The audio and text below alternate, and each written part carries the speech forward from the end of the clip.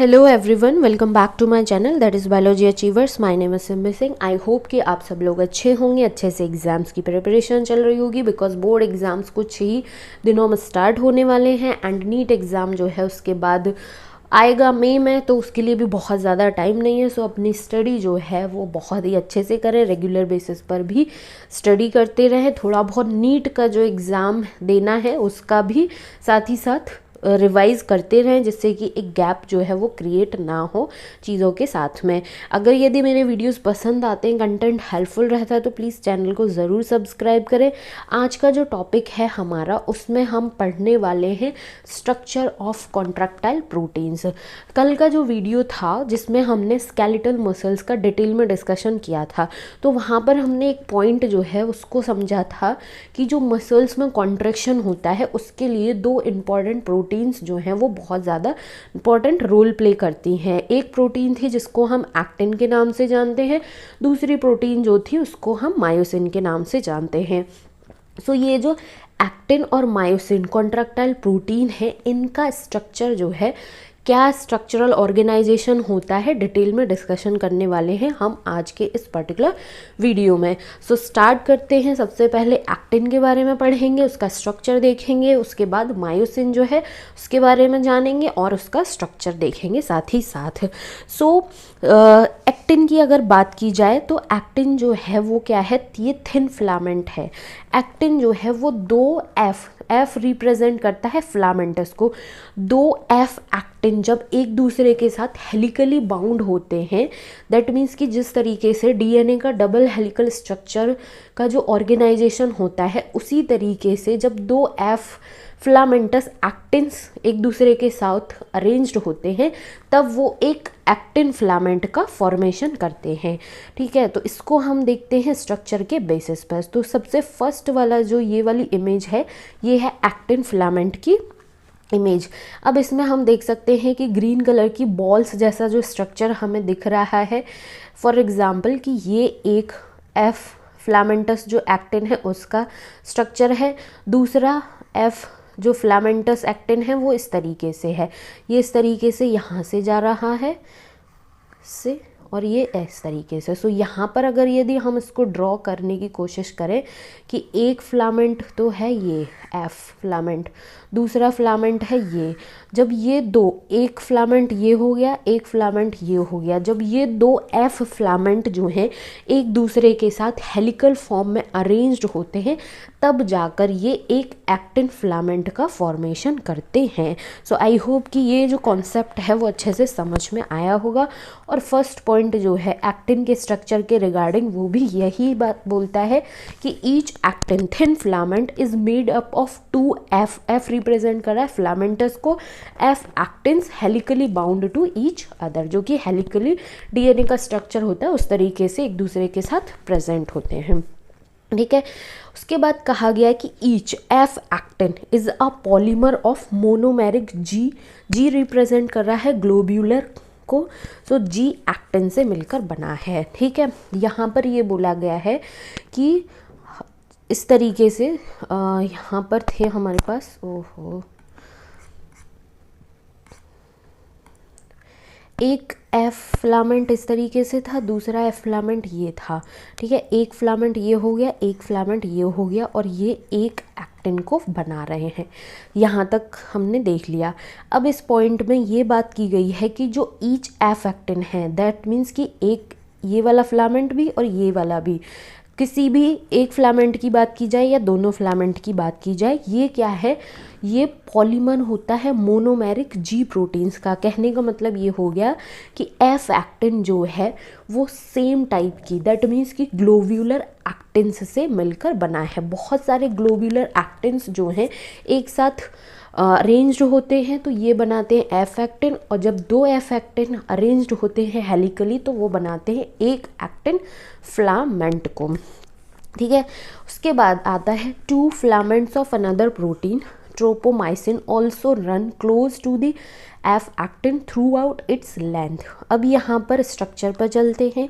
यहाँ पर जैसे हमने देख लिया एफ एक्टिन, तो ये देख लिया। अब ब्राउन कलर से ये जो दिख रहा है, यहाँ पर ये बोला गया है कि जो एफ एक्टिन है उसके राउंड अराउंड दूसरा प्रोटीन जो है वो भी अरेंज्ड रहता है इसी हेलिकल फॉर्म में, जिसको हम ट्रोपोमाइसिन के नाम से जानते हैं। जैसा कि हम यहाँ पर देख सकते हैं, ये ट्रोपोमाइसिन है, ये एफ एक्टिन के चारों तरफ इस तरीके से हेलिकल फॉर्म में प्रेजेंट रहता है। ये बात की गई है नेक्स्ट पॉइंट पर। सो two filaments of another protein, tropomyosin, also run close to the F actin throughout its length। जितनी F actin की लेंथ होगी उतने पूरे में दो फिलामेंट जो हैं हेलिकली फॉर्म में अरेंज्ड रहेंगे ट्रोपोमाइसिन के। इसके अलावा एक और कॉम्प्लेक्स प्रोटीन होती है जिसको हम ट्रोपोनिन के नाम से जानते हैं। अब ट्रोपोनिन जो है वो रेगुलर इंटरवल्स पर मीन्स कुछ कुछ दूरी पर पूरे के पूरे जो ट्रोपोमाइसिन है, जो पूरा का पूरा एफ एक्टिन है, उस पर डिस्ट्रीब्यूटेड रहती है। ठीक है, इसको भी स्ट्रक्चर के थ्रू देख लेते हैं। यहाँ पर हम देख सकते हैं कि ये जो डॉट डॉट फॉर्म में इस तरीके से ये जो प्रेजेंट है, ये क्या है, ये एक कॉम्प्लेक्स प्रोटीन है। ठीक है, जिसको हम ट्रोपोनिन के नाम से जानते हैं। सो ट्रोपोनिन जो है वो ट्रोपोमाइसिन के ऊपर एक रेगुलर इंटरवल पर प्रेजेंट होती है, डिस्ट्रीब्यूटेड होती है। जितनी ट्रोपोमाइसिन की लेंथ होगी उतने पूरे रीजन में ट्रोपोनिन जो है कुछ कुछ दूरी पर इस तरीके से प्रेजेंट होगी। ये बात हो गई ट्रोपोनिन की, ट्रोपोमाइसिन की, एफ एक्टिन की, और पूरा का पूरा एक्टिन फिलामेंट जो है उसका स्ट्रक्चरल ऑर्गेनाइजेशन कैसा है, इस तरीके से। अब अगर यदि बात की जाए कि जब हमारे मसल्स रेस्टिंग स्टेट में होते हैं तब क्या सिचुएशन होती है। So in the resting state a subunit of troponin mask the active binding site for myosin on the actin filament. अब अगर यदि यहाँ पर हम सिंपल सा समझें कि जो ट्रोपोनिन है इसका क्या काम होता है। जब हमारे मसल्स रेस्टिंग स्टेट में होंगे तो ट्रोपोनिन जो कॉम्प्लेक्स प्रोटीन है ये क्या करेगा, मायोसिन के लिए मायोसिन बाइंडिंग साइट जो होगी एक्टिन फिलामेंट पर उसको कवर करके रख लेता है। यही सिंपल सी बात बोली गई है इस पर्टिकुलर पॉइंट में। So in the resting state a subunit of troponin mask the active binding site for myosin on the actin filament. कहने का मतलब ये हो गया कि ये जो पूरा का पूरा एक्टिन फिलामेंट है, इस एक्टिन फिलामेंट पर मायोसिन के बाइंडिंग साइड होगी। मायोसिन जहाँ पर बाइंड कर रहा होगा वो एक्टिव साइट होगी। तो जब रेस्टिंग स्टेट में बॉडी होगी या रेस्टिंग स्टेट में मसल्स जो हैं हमारे होंगे तो उस टाइम पर ये जो ट्रोपोनिन है वो क्या करेगा, उस एक्टिव साइट को कवर कर लेगा, उसको मास्क कर देगा। दैट मीन्स कि उसकी एक्टिव साइट जो है उसको कवर कर लेगा, जिससे कि मायोसिन जो है वो बाइंड ना कर पाए। ये था एक्टिन फिलामेंट जो है उसका स्ट्रक्चरल ऑर्गेनाइजेशन। आई होप कि ये अच्छे से समझ में आया होगा। फिर भी अगर यदि कोई डाउट रहता है, कोई क्वेरी रहती है तो प्लीज़ कमेंट सेशन में ज़रूर कमेंट करें। अब हम देखते हैं सेकंड जो कॉन्ट्रैक्टाइल प्रोटीन है जिसको हम मायोसिन के नाम से जानते हैं, जिसका स्ट्रक्चर जो है ये वाला स्ट्रक्चर है मायोसिन का। इसके बारे में डिटेल में डिस्कशन करते हैं, इसके स्ट्रक्चर के बारे में। सो फर्स्ट पॉइंट में यहाँ पर यही बताया गया है कि ईच मायोसिन दैट मीन्स कि थिक फिलामेंट, ये क्या है, ये भी पॉलीमराइज्ड प्रोटीन होता है। दैट मीन्स कि बहुत सारे प्रोटीन्स जो हैं जब पॉलीमराइज्ड होते हैं तो उससे मिलकर बना हुआ होता है थिक फिलामेंट मायोसिन वाला। Many monomeric proteins called meromyosin constituent one thick filament. अब बहुत सारे मोनोमेरिक मीन्स सेम नेचर की प्रोटीन्स जो हैं जिनको हम मैरोमायोसिन बोलते हैं। तो जब बहुत सारी मैरोमायोसिन प्रोटीन की यूनिट एक साथ मिल जाती हैं, एक साथ कलेक्ट होती हैं, तब ये थिक फिलामेंट मायोसिन जो फिलामेंट है उसका फॉर्मेशन करती हैं। Each meromyosin has two important part. अब यहाँ पर ये बोला गया है कि जो हर एक मैरोमायोसिन होती है उसके दो इम्पॉर्टेंट पार्ट होते हैं। यहाँ पर हम देख सकते हैं कि मायोसिन मोनोमर, ठीक है, ये एक सिंगल यूनिट की बात की गई है, मोनोमर की। जब इस तरीके से बहुत सारी मायोसिन की यूनिट्स मिलकर एक स्ट्रक्चर बनाती हैं तो उसको हम मैरोमायोसिन के नाम से जानते हैं। अब ये जो मैरोमायोसिन है इसके दो पार्ट होते हैं, एक हेड पार्ट होता है, एक टेल पार्ट होता है। जैसा कि यहाँ पर हम देख सकते हैं इस तरीके से, ये क्या है, ये इसका हेड वाला रीजन है और यहाँ पर ये ट्विस्टेड फॉर्म में क्या है, ये इसका टेल वाला रीजन है, टेल वाला पार्ट है। तो यही बोला गया है कि जो मैरोमायोसिन है उसके दो पार्ट होते हैं। एक पार्ट होता है हेड वाला जिसको हम ग्लोब्यूलर हेड बोलते हैं और ये बहुत ही छोटा सा होता है, जिसके साथ ही साथ इसको ये बोलते हैं कि ये globular head with short arm होता है फर्स्ट पार्ट। और जो दूसरा पार्ट होता है वो क्या होती है, इसकी टेल होती है।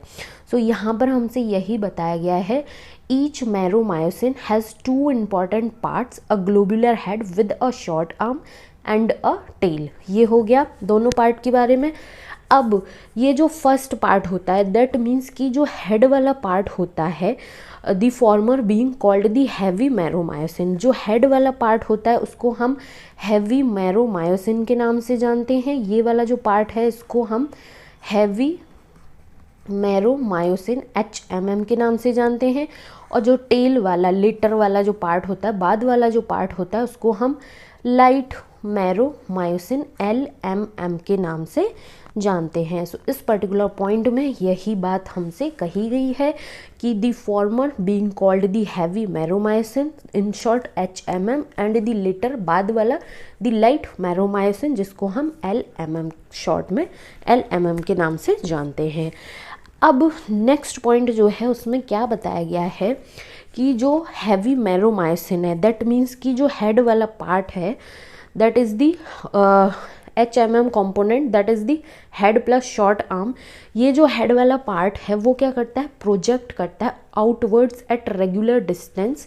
कुछ कुछ दूरी पर ये जो पार्ट है हेड वाला वो बाहर की तरफ उभरा हुआ होता है, ठीक है, कुछ कुछ डिस्टेंस पर, जिसे हम क्रॉस आर्म के नाम से भी जानते हैं। कुछ कुछ डिस्टेंस पर और किस किस पर्टिकुलर एंगल पर एक दूसरे से, ठीक है, जो जिसको हम क्रॉस आर्म के नाम से भी जानते हैं। तो यहाँ पर हमसे ये बोला गया है दी HMM कंपोनेंट, कहने का मतलब ये हो गया कि हेड प्लस शॉर्ट आर्म वाला जो पार्ट है जिसको हम HMM बोल रहे हैं, arm project outwards at regular distance and angle from each other, ठीक है, एक दूसरे से। ये जो हेड वाला पार्ट है HMM वाला जो पार्ट है वो कुछ कुछ डिस्टेंस पर और एंगल्स पर बाहर की तरफ प्रोजेक्टेड होता है, दैट मीन्स कि उभरा हुआ होता है एक दूसरे से, from the surface of polymerised myosin filament and is known as cross arm, और जिसको हम क्रॉस आर्म के नाम से जानते हैं।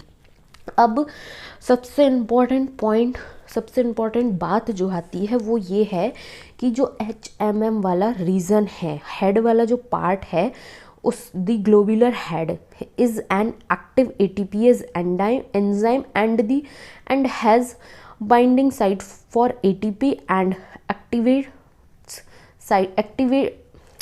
Active site for actin. कहने का मतलब ये हो गया कि ये जो हेड वाला रीजन है इसके पास एक्टिन बाइंड करने वाली जो साइट है, कि मायोसिन वाला जो फिलामेंट है वहाँ पर भी एक्टिन बाइंडिंग साइट होगी, तो हेड वाले रीजन में एक एक्टिव बाइंडिंग साइट होती है और ATP बाइंडिंग साइट होती है। जब ATP बाइंडिंग साइट है तो इसको हम बोलते हैं कि ये जो है ये क्या है, इसके पास ये जो हेड वाला रीजन है ये एक एक्टिव ATPase एंजाइम की तरह काम कर रहा होता है। सो मायोसिन की अगर बात की जाए तो ये भी एक पॉलीमराइज्ड प्रोटीन है जो कि बहुत सारे मोनोमेरिक प्रोटीन यूनिट से मिलकर बना है, जिसको हम मैरोमायोसिन बोलते हैं। मैरोमायोसिन जो है उसके दो पार्ट होते हैं, head part globular head part होता है और टेल पार्ट होता है। हेड वाला पार्ट जो है उसको हम HMM बोलते हैं, टेल वाला पार्ट जो है उसको LMM बोलते हैं, ठीक है। जो हेड वाला पार्ट होता है वो क्या है, कुछ कुछ डिस्टेंस पर और एंगल्स पर बाहर की तरफ उभरा हुआ होता है, जिसको हम क्रॉस आर्म के नाम से जानते हैं। और ये जो क्रॉस आर्म है या फिर ग्लोबुलर हेड वाला जो पार्ट है, इसके पास दो बाइंडिंग साइड्स होती हैं। एक तो एक्टिन बाइंडिंग साइड होती है और एक एटीपी बाइंडिंग साइड होती है। जब एटीपी बाइंडिंग साइड जो है प्रेजेंट होती है तो उस बेसिस पर इसको हम बोलते हैं कि ये एक एक्टिव एटीपीएज एंजाइम की तरह भी काम कर रहा होता है। सो इसके साथ पूरा का पूरा हमारा हो जाता है क्या, complete structure of contractile proteins. So I hope कि ये पर्टिकुलर वीडियो जो है बहुत ही हेल्पफुल रहा होगा, इन्फॉर्मेटिव रहा होगा। एंड मेरी एक रिक्वेस्ट है, अगर कंटेंट पसंद आता है, समझ में आता है, सारी चीज़ें अच्छी होती है, तो प्लीज़ चैनल को ज़रूर सब्सक्राइब करें, वीडियो को लाइक करें, अपने फ्रेंड्स के साथ भी शेयर करें। Thank you so much for watching.